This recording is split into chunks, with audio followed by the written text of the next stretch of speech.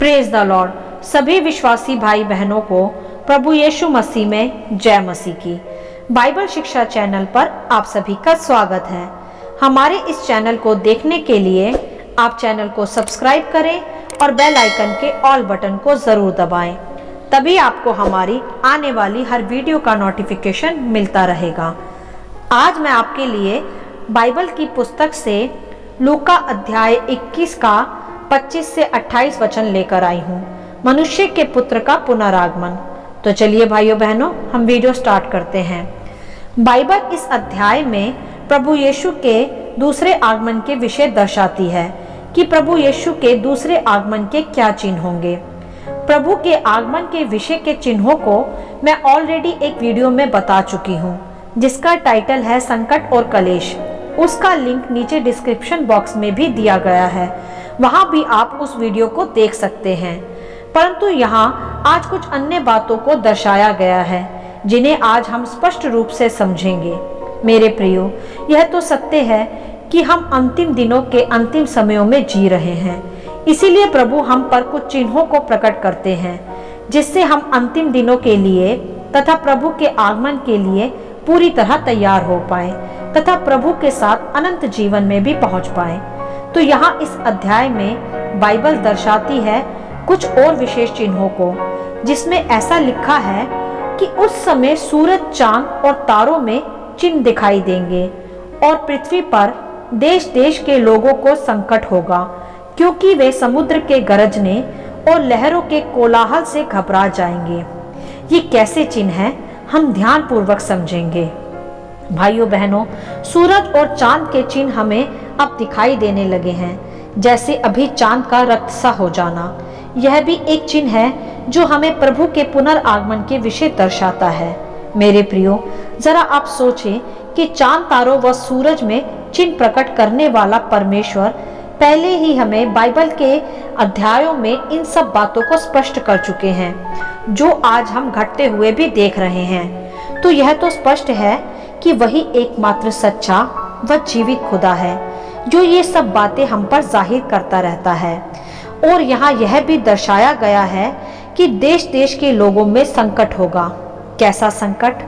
ऐसी महामारियां जो आज विश्व भर के सब देश देश के लोगों में फैली है, जिसके कारण सभी देश संकट में हैं, आर्थिक रूप से भी तथा शारीरिक रूप से भी। तथा एक अन्य बात यहाँ जो दिखाई गई है, वह है समुद्र की लहरों में कोलाहल, जो हम इन दिनों साइक्लोन या तूफान देख रहे हैं समुद्री राज्यों में, जिसके कारण राज्य राज्य के लोग घबरा रहे हैं। यह भी एक अंतिम दिनों के प्रभु के पुनर्आगमन के चिन्ह के रूप में दर्शाया गया है बाइबल में। तो यह तो सत्य है कि बाइबल की एक एक भविष्यवाणी आज सच हो रही है इन दिनों में। तो अब हमें पूरी तरह आत्मिक रूप से जागते रहने और सचेत रहने की आवश्यकता है। आप ऐसा ना समझे कि कोविड थम गया तो अब क्या संकट। मेरे प्रियो, मैं आपको डरा नहीं रही, मैं फिर से कहूंगी, मैं आपको आने वाली विपत्तियों के विषय सचेत कर रही हूँ कि आप जब ये सब घटते देखें तो आत्मा में और अधिक दृढ़ होते जाएं।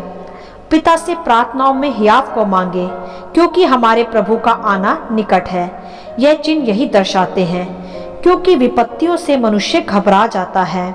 जैसा आगे लिखा भी है कि भय के कारण और संसार पर आने वाली घटनाओं की बाट देखते देखते लोगों के जी में जीना रहेगा, क्योंकि आकाश की शक्तियां हिलाई जाएंगी। हालेलुया।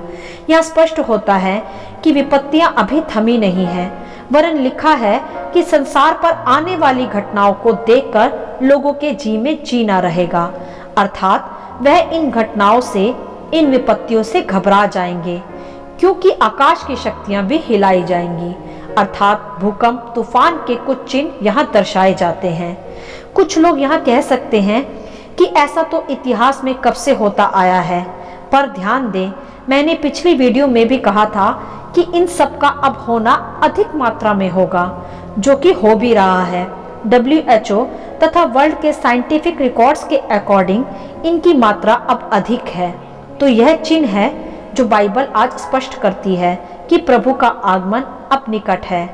पर यहाँ यह भी समझें कि लिखा है कि लोगों के जी में जीना रहेगा। मेरे प्रियो, ये वे लोग हैं जो प्रभु को जानते नहीं, उसे पहचानते नहीं। यह उनके विषय में है। हम जो प्रभु की निज संतान हैं, उसका चुना हुआ समाज है, बाइबल का अध्ययन करते हैं, उन्हें तो प्रभु ने पहले से ही बाइबल के द्वारा बता रखा है कि ऐसा होगा। तो समझ लेना कि प्रभु का आना निकट है। तो यह हमारे लिए डर की नहीं वरन आनंद की बात है कि हमारे प्रभु का आगमन अब निकट है, क्योंकि उसी के साथ मिलने के लिए ही तो हम जी रहे हैं। तब ये सब बातें जब हम देख रहे हैं तो ये हमारे लिए संकट का नहीं वरन अधिक उत्साहित होने का समय है, क्योंकि ऐसा होना हमारे लिए अधिक आनंदमय है कि हम अपनी जीवित आंखों से अपने प्रभु को बादलों पर आते देखें। हालेलुया। जैसा आगे लिखा है कि तब वे मनुष्य के पुत्र को सामर्थ और बड़ी महिमा के साथ बादलों पर आते देखेंगे। यह हमारे लिए, हम विश्वासियों के लिए आनंद की ही तो बात है कि हम अपने प्रभु की महिमा तथा उसका सामर्थ देख पाएं। तो हमें घबराना या डरना नहीं है वरन आनंद करना है कि हमारा छुटकारा इस नाशवान शरीर व संसार से होने वाला है तथा हम एक अविनाशी शरीर को धर लेंगे तथा स्वर्ग के अधिकारी बनेंगे।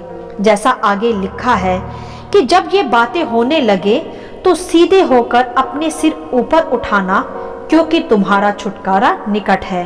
ध्यान दे यहाँ कि छुटकारा लिखा है, अंत या नाश नहीं।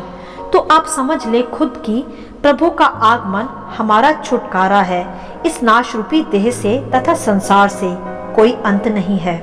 मेरे प्रियो, मैं बहुत ही साधारण शब्दों में आपसे कहना चाहती हूँ कि यह जो भी चिन्ह इस अध्याय में दर्शाए गए हैं, यह सब हम आज इस युग में घटते हुए देख रहे हैं और इससे अधिक हम प्रकाशित वाक्य की पुस्तक में भी विस्तार से इन्हें पढ़ सकते हैं, जिसमें 7 तुरई खोले जाने के विषय दर्शाया गया है।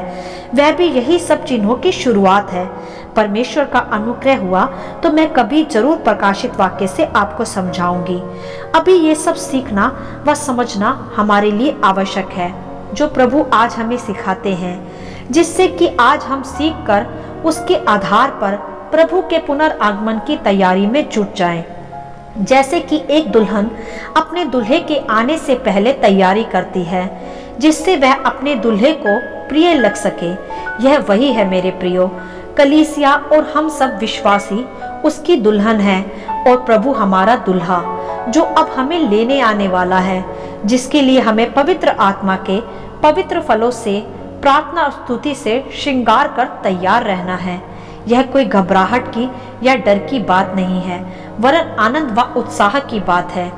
क्या किसी शादी में आपने घबराहट या डर देखा है? वरन आनंद व उत्सव ही देखा होगा। इसी प्रकार हमारे प्रभु का दूल्हे के रूप में हमें लेने आना यह डर की नहीं वरन आनंद की बात है, जिसके की चिन्ह वह आज हम पर प्रकट करते हैं कि हम आत्मा व सच्चाई से उसके आगमन की तैयारी करें, क्योंकि हमारा छुटकारा निकट है। यह सच है मेरे प्रियो कि संसार में हमारी बहुत सी जिम्मेदारियां हैं, परंतु ध्यान रखें कि हम संसार के लिए नहीं, संसार हमारे लिए नहीं, वरन हम प्रभु के लिए रचेवा बनाए गए हैं, उसके साथ वापस उसके राज्य में पहुंचाए जाने के लिए। जो संबंध पाप के कारण टूट गया था, परंतु हमारे प्रभु यीशु के कारण फिर से जुड़ गया है। अब हमें उसी संबंध को ध्यान में रखकर उसकी वाचा को स्मरण करते हुए उसी के आधार पर उसके आने की तैयारी करनी है कि हम उसके साथ जा सके। यही प्रभु आज इस अध्याय में हमें सिखाते व दर्शाते हैं कि हम घबराए नहीं। जब ये सब होते देखें, और आप इन दिनों को देख भी रहे हैं, सूरज चांद में चिन्ह, देश देश में संकट, समुद्र की लहरों में कोलाहल, आकाश की शक्तियों का हिलाया जाना, और क्या चिन्ह हमें चाहिए कि हम उसके आने के समय को समझें तथा तैयारी में जुट जाएं और आसमान की ओर अपनी नजरों को उठाएं, क्योंकि हमारा उद्धार, हमारा छुटकारा अब निकट है, अंत नहीं। यह सब घबराहट और डर तो अन्य जातियों का हिस्सा है, हम विश्वासियों का नहीं। हमारे लिए तो आनंद की बात है कि दुल्हा अपनी दुल्हन को लेने आने वाला है। आप खुद को जांचें कि आप उन 5 कुंवारियों की तरह अपनी मशालों में तेल भरे हुए हैं, या आपकी तैयारी उन 5 कुंवारियों की तरह है जिनकी मशालों का तेल समाप्त हो गया था। मेरे प्रियो, हमें सदा पवित्र आत्मा के तेल से भरे रहना है, सदा अपने को उस पवित्र फलों से तैयार रखना है कि हमारा दुल्हा आने वाला है हमें लेने। हमें इन चिन्हों को देखकर समझकर सोते नहीं रहना, ना ही अपनी उसी पुराने स्वभाव में जीते रहना है जो आदम से चला आ रहा है, वरन हमें अब हर दिन मसीह में नए होते जाना है, अपने स्वभाव में भी तथा आत्मा में भी। प्रभु की कही हर बात को स्मरण कर उसके ही आधार पर चलना है। यही होता है एक दुल्हन का अपने दूल्हे के आधार पर तैयार होना। ध्यान दें कि आपकी मंगनी हो चुकी है प्रभु के साथ, अब केवल शादी ही बाकी है, और उसने हमें अपने लहू से खरीदा है, अंत तक के लिए हम पर छाप दी है तथा बयाने में पवित्र आत्मा दिया है, जो कि यह दर्शाता है कि हम उसके हो चुके हैं, बस अब उसके साथ जाना बाकी है, जिसके लिए इन चिन्हों को देखकर समझकर हमें पूरी तरह उत्तम श्रृंगार कर तैयारी करनी है। यही है मनुष्य के पुत्र का पुनर्आगमन तथा उसकी तैयारी, जो अब हमें आत्मा से भरकर करने की आवश्यकता है, बजाय डर या घबराहट में जीने के। जो भी आज हम होता हुआ देखें, उसे देखकर डरे नहीं, वरन यह समझ ले कि यह सब प्रभु ने हमें पहले ही दर्शा दिया है कि ऐसा होगा, जिससे उसकी निज प्रजा समझ ले तथा सचेत रहे, आत्मा में जागृत रहे उसके आने के विषय। मेरे प्रियो, ये उसके स्वागत का समय चल रहा है, एक बड़े उत्सव की तैयारी है, आनंद की बात है। मैं फिर कहूंगी, ये उत्सव है, आनंद है, नाश या अंत नहीं। तो आप इस अध्याय को समझकर तैयारी करें, खुद को जांचें परखें कि आप छुटकारे के लिए तैयार हैं या नहीं, और यदि अब अभी भी कुछ कमियां हैं तो प्रभु आज आपको उसके विषय बता रहे हैं। वे आपके लिए धीरज रखते हैं कि वे आपको भी उस छुटकारे के दिन के लिए तैयार कर पाए। वे चाहते हैं कि हम में से एक भी नाश ना हो। वे हमसे इतना प्यार करते हैं, तभी तो वह आज भी ये शिक्षा दे देकर हमें समझा रहे हैं कि हम जो उसकी निज प्रजा है वह तैयारी कर ले प्रभु के और मनुष्य के पुत्र के पुनरागमन के लिए। मेरे प्रियो, हमारा दुल्हा आने वाला है। हमें दुल्हन की नाई सुंदर श्रृंगार के साथ उसके आने की बाट जोते हुए उसकी तैयारी करनी है, क्योंकि हम परमेश्वर के साथ बड़े ही आनंद व बड़े ही उत्सव के साथ स्वर्ग में पहुंचाए जाएंगे एक अनंतकालीन जीवन के लिए। और यह चिन्ह जो इस अध्याय में दर्शाए गए हैं, यह प्रकट करते हैं कि मनुष्य के पुत्र का पुनर्आगमन अब निकट है। तो मेरे प्रियो, जागते रहें और प्रार्थना करते रहें और सचेत रहें कि दुल्हा आने वाला है। पवित्र आत्मा की मशालें सदा जलाए रखें और प्रार्थना में हियाव को और दृढ़ता को अपने पिता परमेश्वर से मांगते रहें। हालेलुया। आशा करती हूँ मनुष्य के पुत्र के आगमन के विषय यह संक्षिप्त विवरण आप सभी को समझ में आया होगा। परमेश्वर आपको अपनी पवित्र आत्मा की भरपूरी से सदा भरता रहे। यदि आप चाहते हैं कि दूसरे भी सुनकर इन्हें आशीष पाएं, तो आप इन्हें दूसरों के साथ भी बांट सकते हैं, क्योंकि हमारे प्रभु यीशु मसीह की यही इच्छा है। आमीन and God bless you all.